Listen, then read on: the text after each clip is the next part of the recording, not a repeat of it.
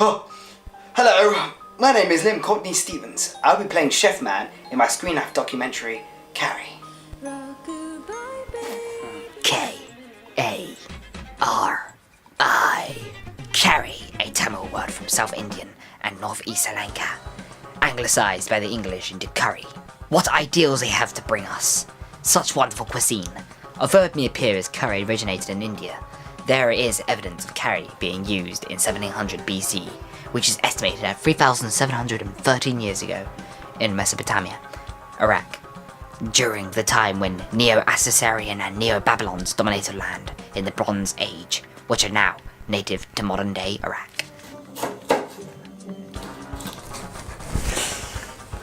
Typically, we do associate curry dishes with India, but to them, it's called a stew or a meat/vegetable dish.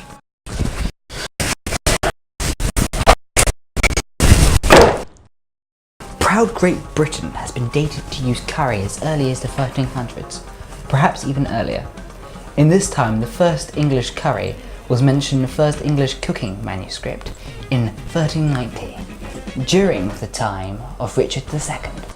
As Englishmen, we associate hot, spicy peppers with Indian curries, but history tells us, in myth and legend, that hot, spicy peppers are in fact not native to India.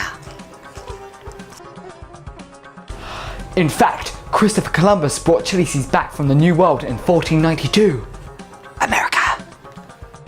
Flip!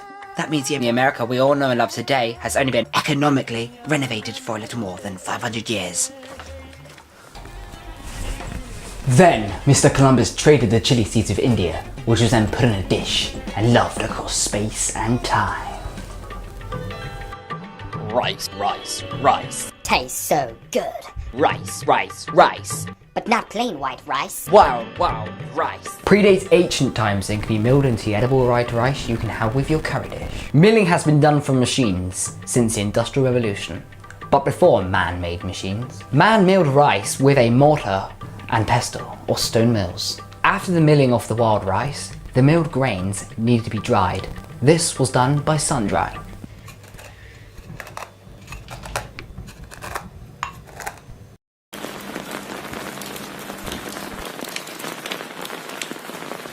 May take a while.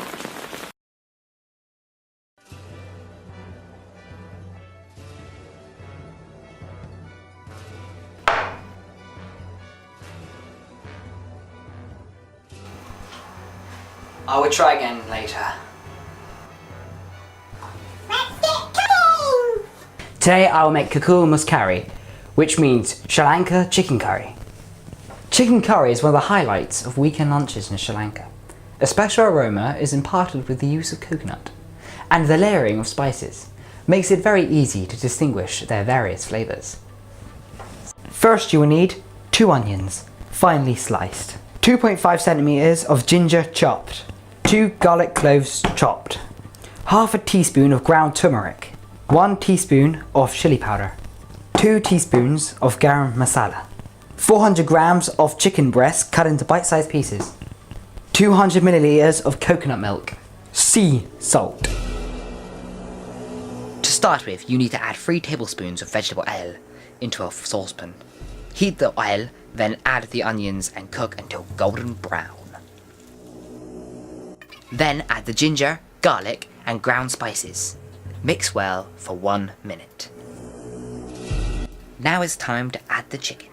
Now the chicken's raw, so you have to thoroughly cook it, stirring for 5 minutes on a moderate heat. Pour in 300 milliliters of water and bring to boil.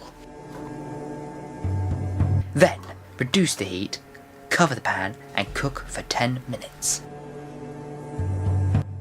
Reduce the heat to very low and add the coconut milk.